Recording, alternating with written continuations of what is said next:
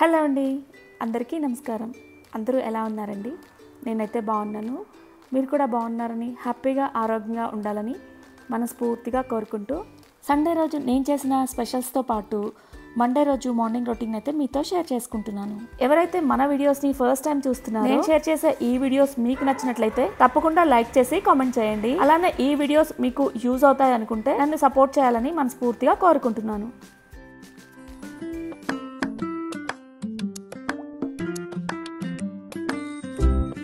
So గుమ్మ ముందు మా ప్లేస్ కొంచెం తక్కువగా ఉంటుంది. సో ఉన్న ప్లేస్ని కూడా ఇలా మొక్కలు పెట్టేసి ఆ ప్లేస్ని అయితే ఫీల్ చేస్తాను. ఎప్పుడు అనుకుంటూ ఉంటాను, ఈ ప్లేస్ ఇంకొంచెం ఉంటే ఎంత బాగుండో అని. అంటే ఇంకొంచెం మొక్కలు పెట్టుకోవచ్చు కదా. సో నేనైతే ఇక్కడ కృష్ణ స్టాచ్యూ పెట్టేసుకున్నాను. పక్కన మొక్కలు కూడా ఉంటాయి. ఇంకా అలా కృష్ణుడి విగ్రహం ముందైతే ఇలా రోజు ముగ్గు అయితే వేసి, నాకు మెలికల్ ముగ్గులు అంతగా రావు. సో నేర్చుకున్నట్లుంటుంది కదా అని చెప్పేసి ఇక్కడ ట్రై చేస్తూ ఉంటాను. ఇంకా మామూలు ముగ్గుల కన్నా కూడా ఇలా మెలికల్ ముగ్గులు అంటే నాకు చాలా ఇష్టం. వేయడం కూడా ఇష్టం. చుట్టానికి కూడా చాలా అందంగా కనిపిస్తాయి. సో మామూలుగా అయితే ముగ్గులు వేస్తూ ఉంటాను, కానీ ఇలా మెలికల్ ముగ్గులు అయితే ఎక్కువ రావు. ఇక ఇంటి ముందు అలా స్పేస్ తక్కువగా ఉంటుందన్నాను కదా. సో గుమ్మ ముందు వేసుకుంటే ఆ ముగ్గంతా లోపలికి వచ్చేస్తుందని చెప్పేసి నేను ఇలా ఇంటి ముందున్న కృష్ణుడి విగ్రహం ముందైతే ఇలా ముగ్గు పెట్టుకుంటాను. అక్కడైతే తొక్క ఆ ముగ్గు తుడిచే వరకు కూడా అలానే ఉంటుంది.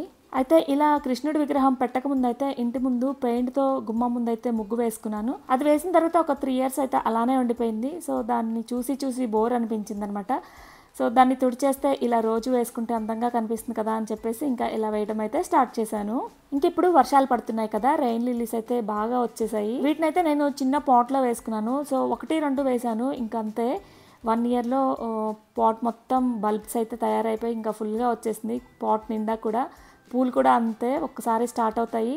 రైనీ సీజన్లోనే వస్తాయి అన్నమాట. వర్షం నీళ్ళకి ఈ పూలు పూస్తాయి, అందుకే రైన్ లిల్లీస్ అని పిలుస్తారు. మామూలుగా ఈ మొక్కలు నేను చిన్న చిన్న కుండీలో పెట్టుకున్నాను. సో చిన్న కుండీలో పెట్టడం వల్ల మనం ఎక్కడికి కావాలంటే అక్కడికి మార్చుకోవచ్చు అనమాట. ఇలా మొక్కలైనా సరే, ఇంట్లో వస్తువులైనా సరే, రోజు ఒకే ప్లేస్లో చూస్తే బోర్ కొడుతుంది కదా. అందుకనేసి ఇలా మొక్కలను అయితే వాటి ప్లేసెస్ మార్చుతూ ఉంటాను. నేను కృష్ణుడి బొమ్మ తేకముందు అయితే ఈ బుద్ధ విగ్రహం అదే ప్లేస్లో ఉండేది. ఇప్పుడైతే మా మెయిన్ డోర్లో నుంచి హాల్లోకి ఎంటర్ అవగానే ఈ బుద్ధ స్టాచ్యూ అయితే కనిపిస్తుంది. ఇంకా అర్లీ మార్నింగ్ నిద్రలేచి డోర్ ఓపెన్ చేయగానే ఎదురుగా కృష్ణుడి బొమ్మ, పక్కన మొక్కలు చూడటానికి చాలా పీస్ఫుల్గా అనిపిస్తుంది. ఇంకా నేనైతే నిద్ర లేవగానే ఫస్ట్ అయితే వీటినే చూసుకుంటాను.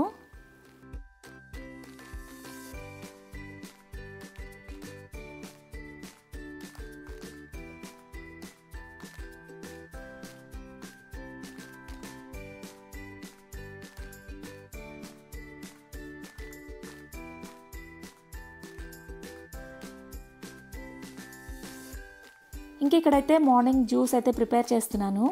దీనికోసం అయితే క్యారెట్, కీరా, అలానే చిన్న అల్లం ముక్క, బూడిద గుమ్మడికాయ యాడ్ చేస్తున్నాను.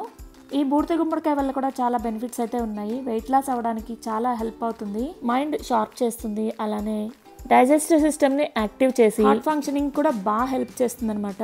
అచ్చంగా బూడిద గుమ్మడికాయ జ్యూస్ కూడా చేసుకోవచ్చు. అయితే నేను ఇంట్లో ఉన్న వెజిటబుల్స్తో కలిపి అయితే ఇలా వేస్తూ ఉంటాను. పెరుగులో బూడిద గుమ్మడికాయ వేసుకుని సలాడ్ లాగా తింటే చాలా బాగుంటుంది. అలానే బాడీ హీట్ ఉన్న వాళ్ళకి కూడా బాగా హీట్ తగ్గిస్తుంది. సో ఇక్కడ నేను బ్రేక్ఫాస్ట్కి అయితే సేమియాతో ఉప్మా చేశాను.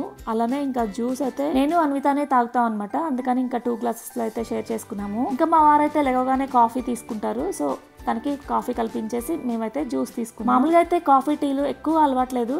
అప్పుడప్పుడు కాఫీ స్మెల్ చూస్తే కొంచెం టెంప్టింగ్ అనిపిస్తుంది. ఇంకా ఊరు వెళ్ళినప్పుడు అయితే కొంచెం పాలు కూడా చిక్కగా ఉంటాయి కదా. సో ఆ చిక్కదనానికి పాలైతే కాఫీతో పెట్టుకొని తాగాలనిపిస్తుంది.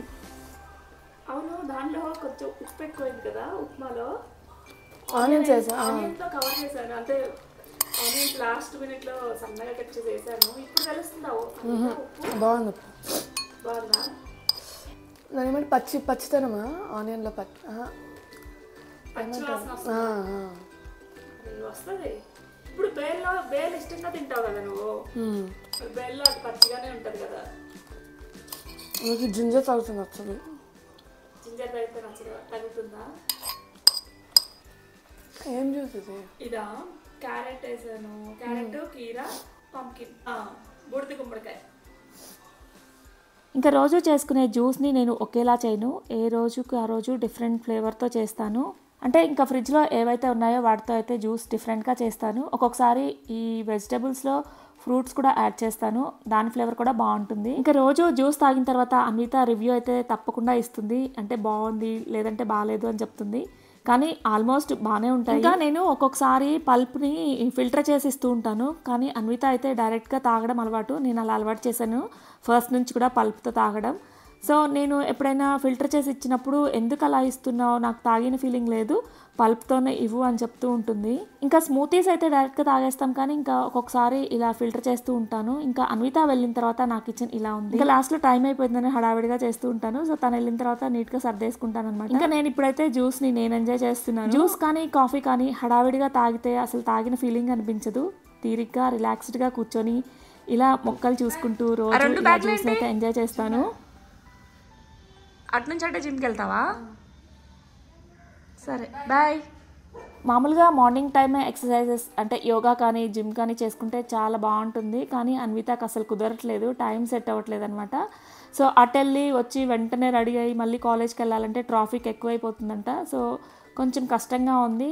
నేను ఈవినింగ్ జిమ్కి వెళ్తానని చెప్పేసి ఇంకా డైరెక్ట్గా కాలేజ్ నుంచే అలా డైరెక్ట్గా జిమ్కి అయితే వెళ్ళి వస్తుంది. అయితే ఆ జిమ్లో 1 year ప్యాకేజ్ తీసుకుందనమాట. అన్విత వెళ్ళడం కన్నా డుమాస్ కొట్టడమే ఎక్కువ. వీక్లో 2 or 3 వెళ్తుంది. ఇంకా ఇంటికి వచ్చేసిన తర్వాత ఎందుకు వెళ్ళలేదు జిమ్ కంటే ఏదో ఒక రీజన్ చెప్పేస్తుంది అనమాట. ఇక్కడ చూడండి, హాల్లో ఎక్కడ స్పేస్ ఉన్నా అక్కడ మొక్కలు పెట్టేస్తూ ఉంటాను. ఇంకా ఇప్పటి వరకు చూపించిందంతా మండే వ్లాగ్, సో తర్వాత షూట్ చేయలేదు. ఇక్కడ నుంచి సండే రోజు నేను తీసిన క్లిప్స్ అయితే యాడ్ చేస్తున్నాను. వీక్ అంతా వెజిటేరియన్ తిని సండే కంపల్సరీగా నాన్ వెజ్ తింటాము. సో ఇంట్లో చేసుకున్న బయట చేసుకున్న నాన్ వెజ్ అయితే కామన్గా తినేస్తాము. సో ఈ వీక్ అయితే ఇంట్లో చేసుకుంటున్నాము. మా ఇంటికి ఎవరైనా గెస్ట్ వస్తే నాకు వంట చేయడం చాలా ఇంట్రెస్ట్గా ఉంటుంది.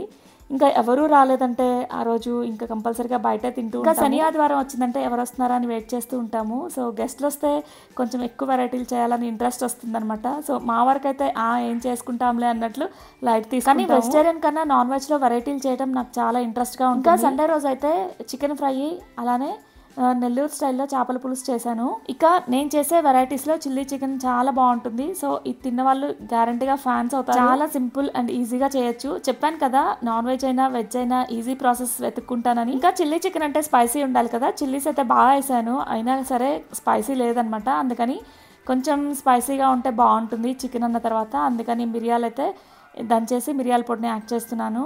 ఒకవేళ చికెన్ చప్పగా ఉందనుకోండి అసలు తినాలనిపించదు, అదే స్పైసీగా ఉందనుకోండి ఇంకా తినాలనిపిస్తుంది.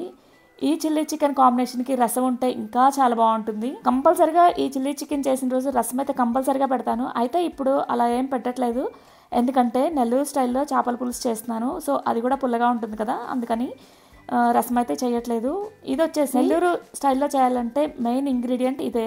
1 స్పూను జీలకర్రకి 1/2 స్పూను మెంతులు యాడ్ చేసి వాటిని ఏం చేసి పౌడర్ చేసుకొని పక్కన పెట్టుకోవాలి. నేనైతే ఈ చేపల పులుసుని కుండలో చేశాను అనమాట. టేస్ట్ అయితే చాలా బాగా వచ్చింది. ఇంకా ఒక్కొక్క ఏరియాని బట్టి చేపల కూర చేయడంలో వేరియేషన్ ఉంటుంది. సో మా సైడ్ ఒకలా చేస్తారు. ఇక మా ఏరియాలో అయితే కంపల్సరిగా చేపల పులుసులో అల్లం వెల్లిపాయ పేస్ట్, అలానే జీలకర్ర, పచ్చి కొబ్బరి లేదంటే ఎండు కొబ్బరి పేస్ట్ చేసి వేస్తారు. నేను ఎప్పుడు అలానే చేస్తాను, కానీ ఈసారి కొంచెం డిఫరెంట్ గా చేశాను. టేస్ట్ అయితే చాలా బాగా వచ్చింది. సో ఆ ప్రాసెస్ అంటే చెప్తాను, పక్కగా అలా ట్రై చేయండి, చాలా బాగుంటుంది. ఇంకా ఎక్కువ ప్రాసెస్ కూడా ఉండదు, చాలా ఈజీగా ఉంటుంది, టేస్ట్ కూడా బాగుంటుంది. ఇంకా యాజ్ యూజువల్ గా పోపులో చెక్క లవంగా వేసేసి మెంతులు వెల్లుల్లిపాయ కూడా వేసేస్తే ఆ ఫ్లేవర్ చాలా బాగా వస్తుంది. ఇంకా ఉల్లి ముక్కలు అయితే చాలా సన్నగా తరుక్కోవాలి. సో 4 పచ్చిమిరకాయలు వేసాను.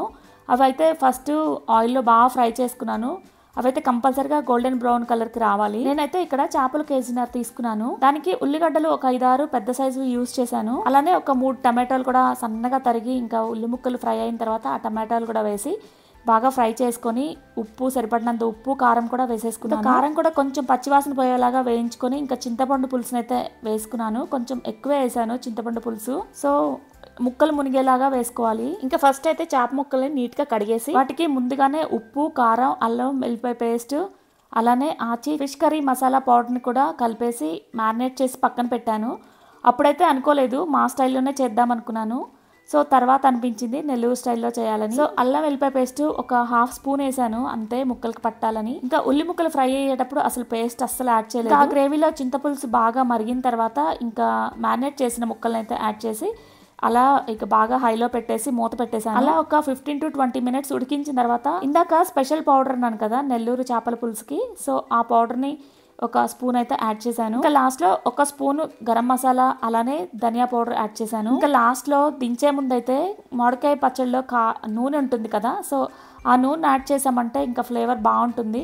ఇదైతే నా రెసిపీనే. ఇంకా ఫైనల్గా స్టవ్ ఆఫ్ చేసి కొత్తిమీరతో గార్నిష్ చేసుకోవడమే. ఎప్పుడు కూడా అందాజుగా పౌడర్లు వేస్తూ ఉంటాను. సో ఒకసారి వచ్చింది, మరొకసారి టేస్ట్ రాదు. కానీ ఇప్పుడు వేసిన స్పైసెస్ పౌడర్స్ అన్నీ కూడా పర్ఫెక్ట్గా కుదిరాయి. ఉప్పు కానీ కారం కానీ కర్రీ టేస్ట్ అయితే చాలా బాగుంది. నెల్లూరు స్టైల్ చేపల పులుసుకి రాగి ముద్ద చాలా టేస్టీగా ఉంటుంది. ఈ రాగి ముద్దని కూడా 2 రకాలుగా చేస్తారు.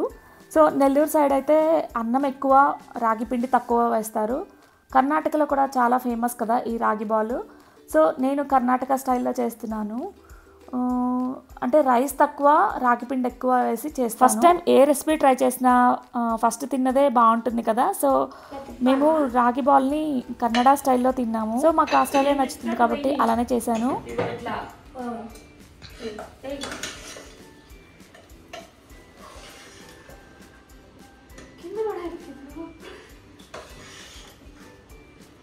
చిన్నప్పుడు మేము ఫస్ట్ రాగి బాల్ ఎప్పుడు తిన్నాం తెలుసా, బెంగళూరు వచ్చిన తర్వాత. అన్నిటిక చిన్నప్పుడు దీనిలో నీకు గుర్తున్నాను అన్నిట పక్కన లాయర్ అంకుల్ వాళ్ళు చాలా ఉండదు.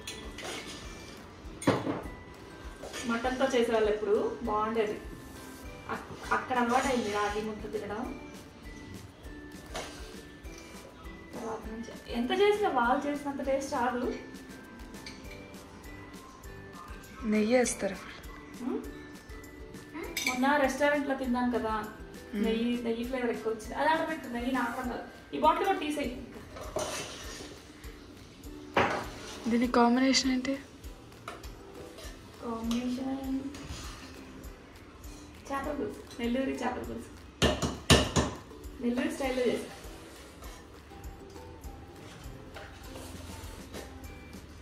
ఓకేనా? ఇంకా దీనిలో నెయ్యి ఫ్లేవర్ తగిలితే అబ్బా, దేనిలో అయినా అంతే కదా.